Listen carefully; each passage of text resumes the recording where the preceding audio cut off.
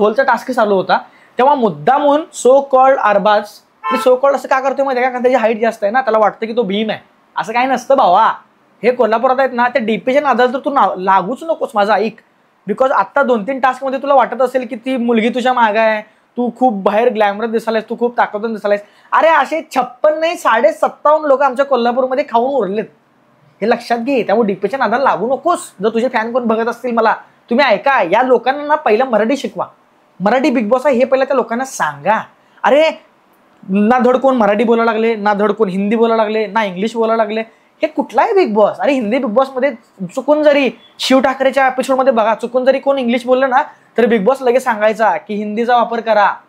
आमच्या मराठीमध्ये आमचा मराठीपणा कुठे गेला, मराठीतच बोलायचं आहे ना. आणि यांना पहिला ट्रेनिंग द्या मराठी भाषेची, कसं बोलायचं असतं ते.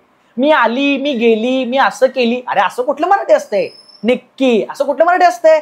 तर त्या सीन मध्ये देखील जेव्हा अरबाज ती ढोलची काठी मुद्दामून आर्याला देतो आणि तोंडावर म्हणतो, तिच्या नाही माघारी बोलतो यांच्यासोबत की बाबा मी मुद्दामून तिला ही काठी दिली आहे जेणेकरून तिला पटावं की आपण तिला सेफ केलंय, जेणेकरून मग ती आपल्याला सेफ करेल, असं तोंडावर बोलतो यार. आणि तरी देखील ती जान्हवी काय, आता मला खरंच वाटायला लागली ती बालिश आहे, कारण एवढं सगळं होऊन देखील ती त्यांची शेपूट बनायला लागली यार. झालेल्या टास्क बद्दल मला एवढंच म्हणायचं आहे की Arbaz you are wrong bro काय भावा, तू आहे ना डोक्यात जाऊ नकोस, तू चुकीचं आहेस. तुझी हाईट जास्त आहे, तुझी ताकद जास्त आहे, याचा अर्थ असा नाही की तू प्रत्येक वेळी ढोलची काठी घेतलास म्हणून तू जग जिंकलास. अजिबात नाही भावा. तू नादाला पण लागू नकोस, अशा गोष्टी नसतात. तू जेव्हा त्या टास्क मध्ये तुझी सो कॉल्ड गर्लफ्रेंड जी निक्की आहे ना, ती निक्की जेव्हा मालवणीच्या पायामध्ये पाय घालत होती, मालवणी क्वीनच्या आपल्या, ते तुला ओके होतं, ते तुला फेअर होतं. हा पायात पाय घालून ती लिटरली तिला पुढे जाऊ देत नाही, रडली. मालवणी क्वीन रडली त्या टास्कमुळं. त्याच टास्कमध्ये जेव्हा डीपीला आमच्या नॉमिनेट केलं जातं, नॉमिनेशन मध्ये उभं केलं जातं, तेव्हा ही निक्की काय म्हणते डीपीला की बाबा डीपीचा गेम नाही आहे, किंवा डीपीला गेम प्लॅन नाही आहे, किंवा डीपीला स्ट्रॅटेजी कळत नाही, डीपीला भाषा कळत नाही. आणि त्याच्या विरुद्ध जी असते एलिना, तिच्याबद्दल बोलते की याच्या कंपॅरिझन मध्ये, डीपीच्या कंपॅरिझन मध्ये एलिनाला डोकं आहे, ती हुशार आहे, तिला भाषा कळते. अरे कुठली भाषा कळते, अरे ती बया ना धड मराठी बोलते, ना धड हिंदी बोलते, ना धड इंग्लिश बोलते. च्या महिला 3 भाषेची भेळ करून 3 भाषेची 12 कडे एकत्र आपल्या समोर आणली आहे. एकाचा रफार, एका भाषेचा उकार, एका भाषेची वेलांटी, एका भाषेची दुसरी वेलांटी, एका भाषेची पहिली वेलांटी, हे सगळं कंबाईन करून ती बोलते आणि तिची भाषा डीपी पेक्षा चांगली आहे. काय चाललंय.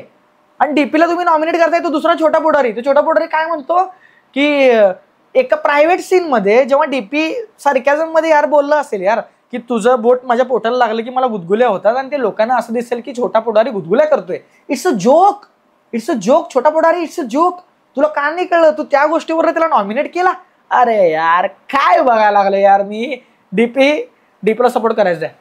मला नाही माहिती, जिओ सिनेमावर जा तुम्ही. बिग बॉस बघत असाल किंवा नसाल मला नाही माहिती, जिओ सिनेमावर जायचं, मराठी बिग बॉस सर्च करायचं, वोटिंग मध्ये जायचं आणि पहिला डीपी धनंजय पवारला वोट करायचा, त्याला नॉमिनेशन पासून वाचवायचं. आपल्याला काय नाही माहिती, जसं तुम्ही पार्शलिटी करता ना, आम्ही पार्शलिटी करणार.